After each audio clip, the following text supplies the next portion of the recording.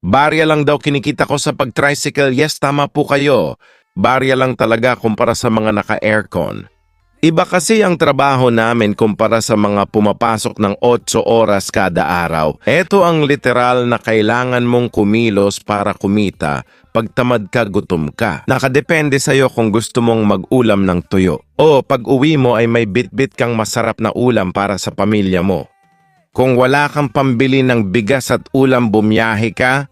Pag uwi mo may bonus ka pang isang case ng Red Horse at pulutan. Kaya sa mga nang mamaliit sa ganitong trabaho, konting respeto naman po.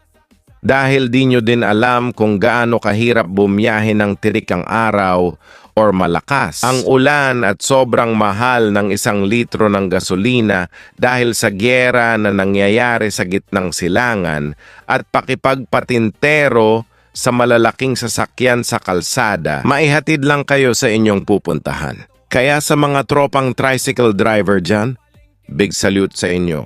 Habaan natin ang pasensya natin sa mga taong mapangmata at mapanghusga. Mahalin natin ang trabahong nagbibigay sa atin ng masaganang pagkain sa lamesa upang may makain ang ating pamilya.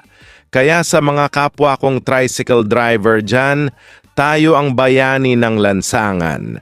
Mag-ingat po tayo palagi at mabuhay po tayong lahat.